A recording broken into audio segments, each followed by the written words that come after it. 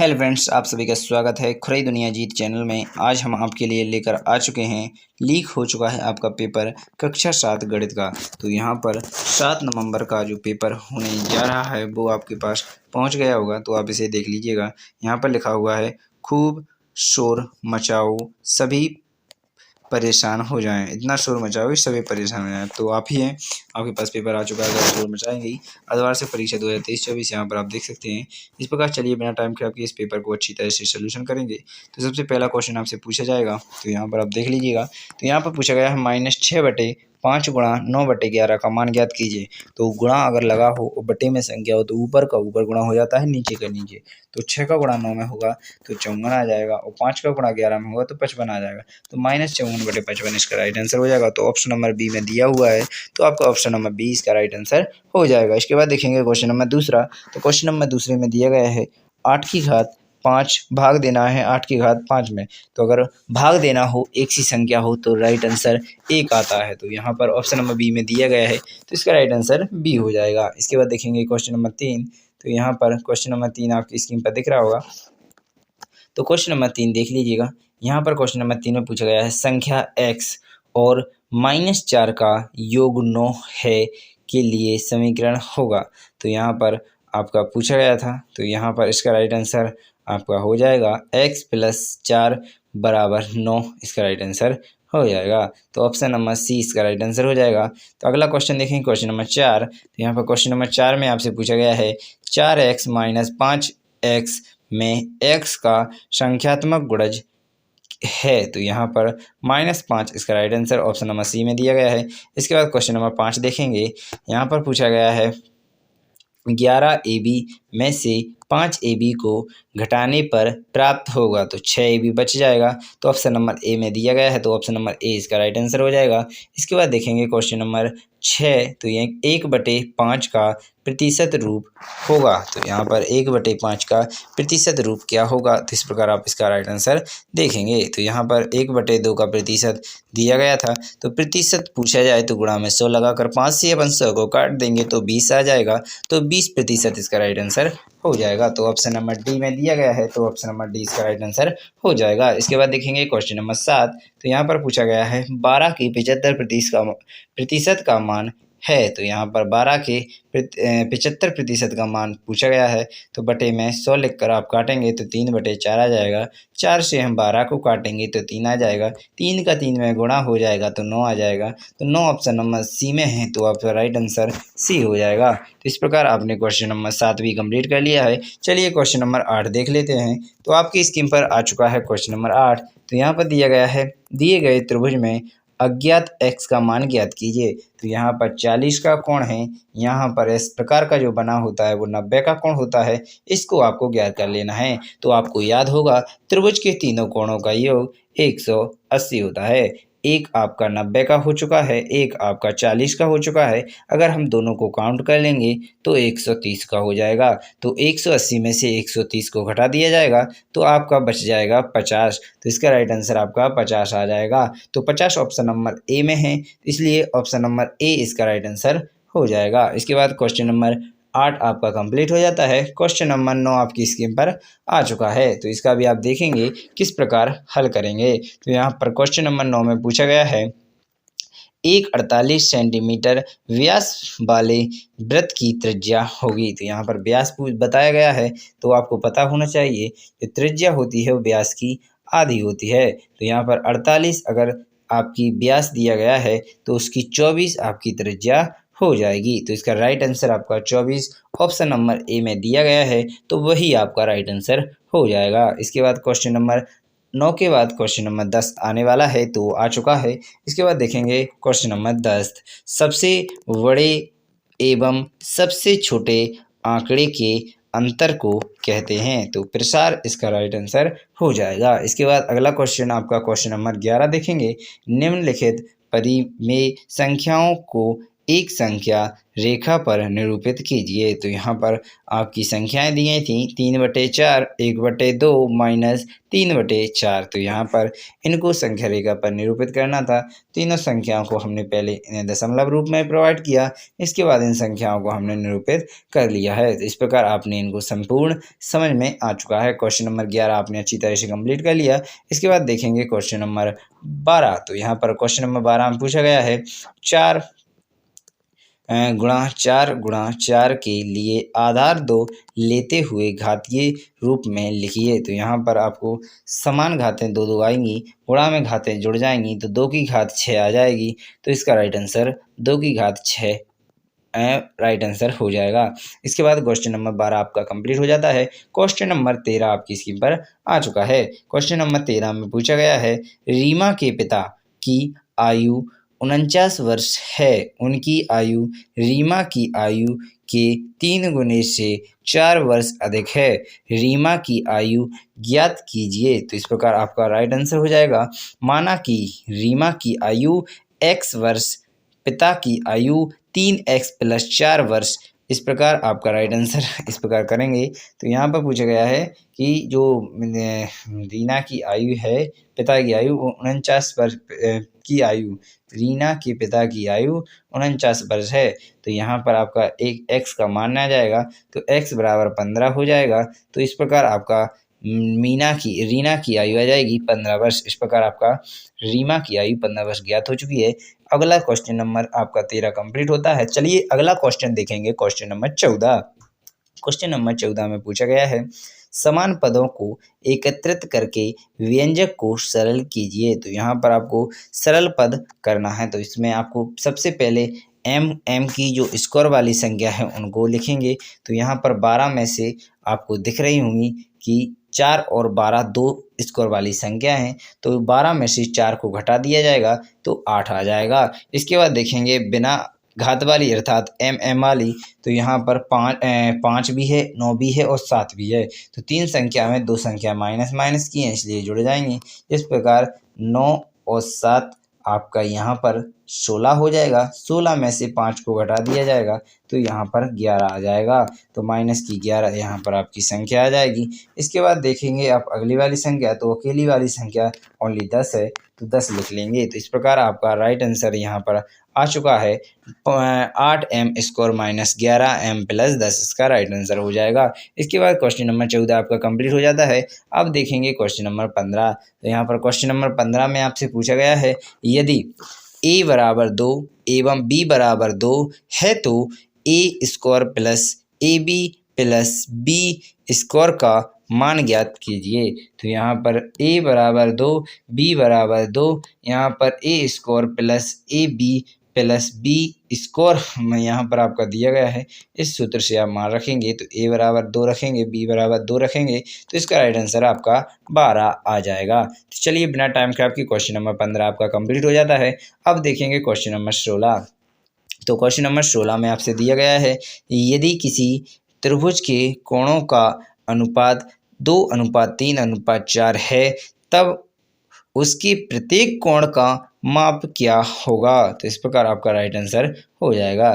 त्रिभुज के तो यहाँ पर कोणों यानी नात कोणों का योग 180 होता है। त्रिभुज के तीनों कोणों का योग 180 होता है, इस प्रकार लिखा हुआ था ये। इसके बाद पूछा गया है माना त्रिभुज के कोण x है, त्रिभुज का कोण जो x है, इसके बाद अनुपात 2x, 3x और 4x होगा। तो यहाँ पर इस प्रकार दिया गया है, तीनों का 180 हो जाएगा तो 9x जोड़ दिया जाएगा तो 9x = 180, x बराबर यहाँ पर आपका राइट आंसर 20 आ जाएगा। यहाँ पर अगर आपको पूछा जाएगा किसका पूछा जाएगा सबसे छोटा, तो तब उसके प्रत्येक कोण का मान दिया गया है। तो यहाँ पर एक आपका 2x था तो यहाँ पर 2 40 हो जाएगा और दूसरा कोण आपका 3 था इसलिए 3 60 हो जाएगा और तीसरा आपका 80 हो जाएगा। इस प्रकार तीनों कोणों के आपके मान 40 और 60 और 80 हो जाएंगे। तो आशा करेंगे क्वेश्चन नंबर 16 आपका कंप्लीट हो जाता है। क्वेश्चन नंबर 17 देखेंगे। क्वेश्चन नंबर 17 आपकी स्क्रीन पर दिख रहा होगा, थोड़ा दिख नहीं रहा सवाल आप कर लीजिएगा, आपको आंसर आप कर भी सकते हैं। जैसे यहाँ पर पूछा गया है, यदि रुपये 10,000 5% वार्षिक दर से जमा किए जाते हैं तो एक वर्ष के बाद कितना ब्याज होगा। तो ओनली एक वर्ष का पूछा गया है, तो यहाँ पर आपका साधारण ब्याज बराबर दर गुणा समय गुणा यहाँ पर पूछा गया है मूलधन गुणा दर गुणा समय बटे 100, इसके राइट आंसर हो जाएगा। तो यहाँ पर SI, तो यहाँ पर 1000 5 प्लस 1 और यहाँ पर 100 होगा, तो इसका राइट आंसर आपका 500 आ जाएगा। तो आशा करूँगा आप सभी को यहाँ पर समझ में आ जाएगा। जिस प्रकार आपका मूलधन 10,000 था तो यहाँ पर 10,000 लिख लेंगे, गुणा और 10% था इसलिए 10 लिख लेंगे, और समय 1 वर्ष था इसलिए 1 लिख लेंगे। इन सभी का गुणा करके 100 का भाग दे के आप कर सकते हैं, तो 500 इसका राइट आंसर आ जाएगा। तो चलिए क्वेश्चन नंबर 17 आपने कंप्लीट कर लिया। इसके बाद देखेंगे क्वेश्चन नंबर 18। तो क्वेश्चन नंबर 18 यहाँ पर आप देख सकते हैं, एक समकोण त्रिभुज की रचना कीजिए जिसका कर्ण 6 सेंटीमीटर लंबा और एक पाद 4 सेंटीमीटर लंबा है। इसकी रचना आपको दी गई है। BC बराबर 4 सेमी का एक रेखाखंड खींचा। इसके बाद देखेंगे अगला क्वेश्चन, पॉइंट दूसरा, बिंदु B पर 90% का कोण चांदे की सहायता से बनाया। इसके बाद ऑप्शन नंबर 3 देखेंगे, बिंदु C को केंद्र मानकर 6 सेंटीमीटर की दूरी पर चाप लगाया जो उस रेखाखंड को एक बिंदु पर काटता है। इसके बाद चौथा देखेंगे, A को C से मिलाया। इस प्रकार क्वेश्चन आपका 18 कंप्लीट हो जाता है। इसके बाद अगला क्वेश्चन देखेंगे, क्वेश्चन नंबर 19। क्वेश्चन नंबर 19 आप यहाँ पर पढ़ेंगे, एक त्रिभुज की दो भुजाओं का माप 12 और 15 है। इसकी तीसरी भुजा का माप किन दो मापों के बीच होना चाहिए। तो यहाँ पर हम जानते हैं कि दो भुजाओं की लंबाई का योग तीसरी भुजा की लंबाई से ज़्यादा है तो यहाँ पर आप देख सकते हैं 12 और 15 से दोनों का योग से छोटा होना चाहिए और दोनों के अंतर से बड़ा होना चाहिए। तो यहाँ पर इसका राइट आंसर आप देख सकते हैं, मैं दो भुजाओं यहाँ पर देखा गया है आपको, यहाँ पर आप देख सकते हैं यानी 27 से बड़ा होना चाहिए। ठीक है, मैं दो भुजाओं की अंतर तीसरी भुजा से छोटा होता है, यानी जो दो भुजाओं का अंतर है, दो भुजाओं की का अंतर तीसरी भुजा से छोटा होता है। इस प्रकार आप देख सकते हैं इसको। ठीक है, इसके राइट आंसर आप यहाँ पर 19 का देख लिया। इसके बाद देखेंगे क्वेश्चन नंबर 20 का। तो यहाँ पर आप देखेंगे त्रिभुज DEF तो बराबर समानुपात और त्रिभुज BCA हो तो त्रिभुज BCA के उन भागों को लिखिए जो निम्न के संगत हैं। तो इसका राइट आंसर आप यहाँ पर देख सकते हैं। तो ये आपके इसका राइट आंसर इस प्रकार लिख सकते हैं इनको, जैसे कोण E बराबर कोण C, कोण तो यहाँ पर आपको इस प्रकार भी दिया गया है और इस प्रकार आप इसे कंप्लीट कर सकते हैं। तो आप लिख लीजिएगा, इसमें कुछ भी नहीं, कुछ विशेष नहीं करना है। आप तो सब आपके आसानी से आप लिख सकते हैं, जिस प्रकार लिखा है इसी प्रकार लिख लीजिएगा, इसमें कुछ नहीं किया है। तो क्वेश्चन नंबर 20 आपका कंप्लीट हो जाएगा। तो 21 देखेंगे अब आप यहाँ पर। तो स्कूल में 21वें क्वेश्चन में आपको सिर्फ इन 3 क्वेश्चनों के आंसर देना है। सबसे पहला क्वेश्चन है, सबसे अधिक उम्र वाले अध्यापक की आयु क्या है तथा सबसे कम उम्र वाले अध्यापक की आयु क्या है। अर्थात जिन दोनों में सबसे बड़ा और सबसे छोटा का पूछना था, तो सबसे बड़ा 54 आपको दिख रही होगी और सबसे छोटा 26 आपको यहाँ पर 26 के अलावा यहाँ पर 23 भी है, तो यहाँ पर 23 आपको दिख रही होगी। तो यहाँ पर 26 ना लिखते हुए आप 23 लिख लीजिएगा, इसका राइट आंसर हो जाएगा। इसके बाद क्वेश्चन नंबर आप यहाँ पर देखेंगे दूसरा, अध्यापकों की आयु का परिसर क्या है। परिसर का मतलब ही होता है सबसे बड़ी और सबसे छोटी।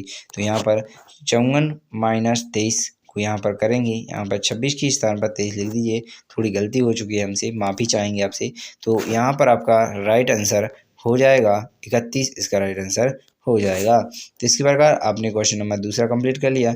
इसके बाद देखेंगे क्वेश्चन नंबर तीसरा, माध्य ज्ञात कीजिए। तो यहाँ पर माध्य वाला क्वेश्चन आपसे पूछ लिया जाएगा।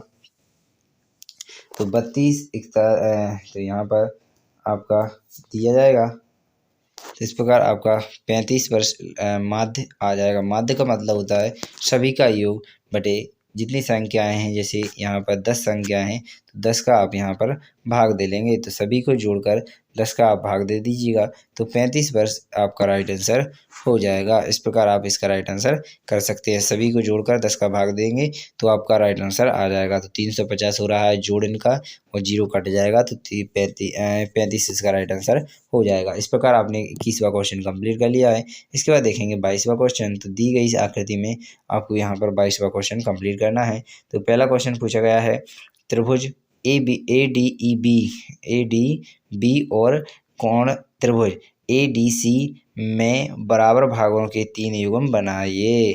और क्वेश्चन नंबर दूसरा, तो यहाँ पर ए बी बराबर ए सी, त्रिभुज ए बी डी बराबर त्रिभुज ए सी डी, तो बी डी बराबर डी सी। इसके बाद क्वेश्चन नंबर दूसरा देखेंगे, त्रिभुज बी बराबर सी और पुस्तक के अंदर सी है। इस प्रकार आपका क्वेश्चन नंबर आपका 22 कंप्लीट हो जाता है।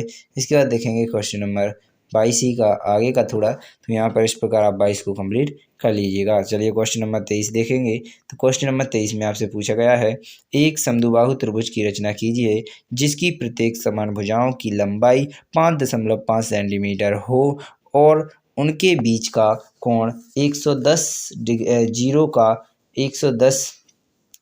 डिग्री का हो।